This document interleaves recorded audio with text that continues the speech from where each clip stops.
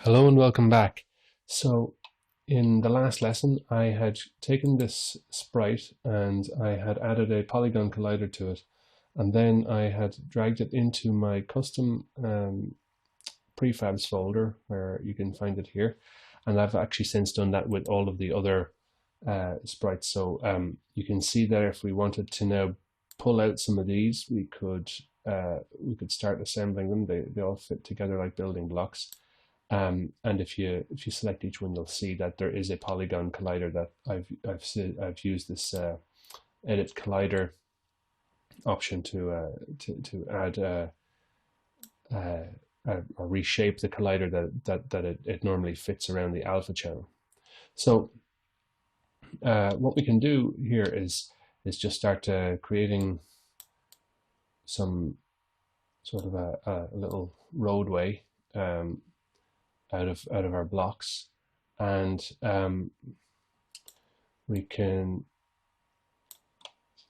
build just some of these down like this.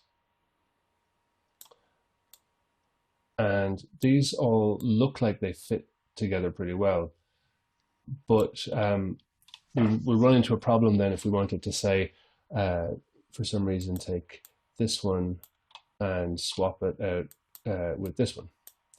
And if I try and put that one there, that looks okay. But if I try and put this one here, because of the order that I dragged them out, it appears behind the cube.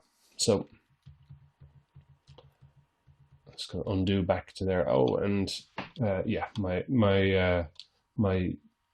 Z order has completely messed up, even in spite of undo. So I'm going to have to fix this manually. So it's actually pretty easy to do it. All you need to do is,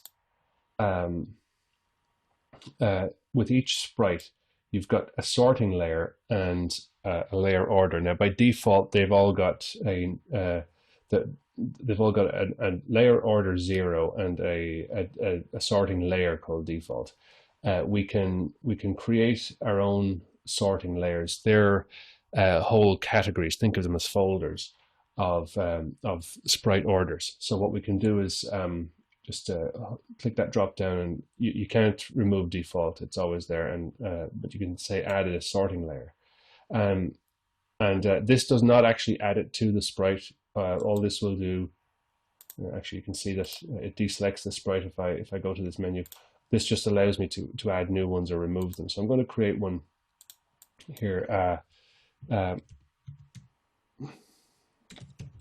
Environment floor. These are just string names. And I'll make one called player, and I'll make one called background, and one called foreground. Okay, and I'll just leave them like that for the moment. So if I click on any of these objects, you can see, well, Sapper doesn't have a sprite renderer, but if we want to easily select all of the sprites in it, we can just we can search up here. If we click on the little magnifying glass up here in our hierarchy for filtering our searches, we can select by type and type in sprite renderer. So all one word, same as the name of the script. So we'll take anything called Sapper, and I'll just shift click there and select all of those sprites and put them in the player layer like that. Then I could select all of these floor objects and put them in environment floor. And then within environment floor, okay, so if we have let's turn that off, right, and select our Sapper manually and just move her around, right. So if we move this this character around, we can see that because all of the graphics in, just click on one of those sprites, all of the graphics that are in the player sorting layer just go to add the add sorting layer menu, uh, will appear in front of environment floor, right? So unlike Photoshop, our layer orders read that in such a way that the bottommost layer in this list is the one that's nearest to us. So actually, we need to put our background behind the floor, and the player in front of the floor, which is as it should be. So if I, for instance, did this, our player now appears behind all of our floor graphics. So if I try and move her around there, she now has been sorted behind all of those other things, right? So what we need to do though is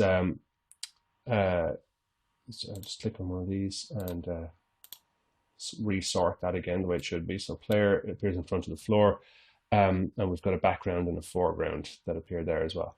So take the camera actually and put it down here looking at our character. I'm also going to go back to my environment placeholders. I've got, so we're in begin 20 here. This is our Unity scene. I've actually got a begin 20 sprite, multiple sprite texture here. And we've got some sprites that we can just pull out. So we've got some like some background objects. We can just apply a background to those. If I take one of these and put that one in the foreground, it will appear there like that.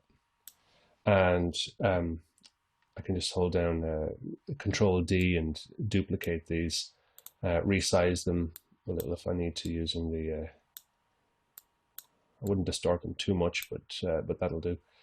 Using just the rectangle tool, I can rotate them here as well. And all of their pivots have been set here. If we wanted to go into the sprite editor, you could see them all. So they've all got rectangles around them, and they've all got pivots down there. So so we can sort our graphics like that, and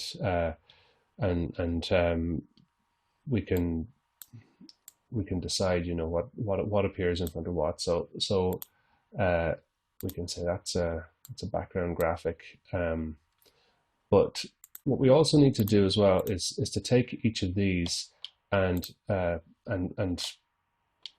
sort their numbers with their layer order numbers from within their sorting layer. So since the right side of each of these objects obscures everything else, just because that's the point of view we've decided to go with,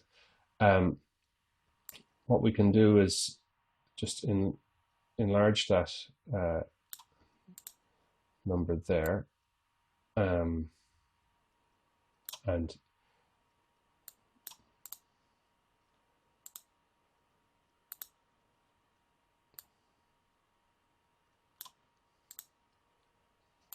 we can do the same then for all of these.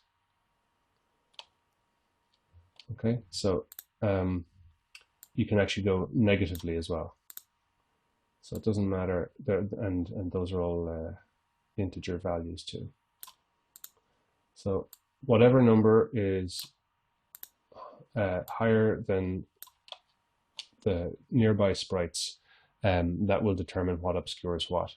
So now that we can sort our layers in this way, in the next lesson, I'm going to start writing a script that will allow us to move our character manually. Okay, so we'll see you in the next lesson.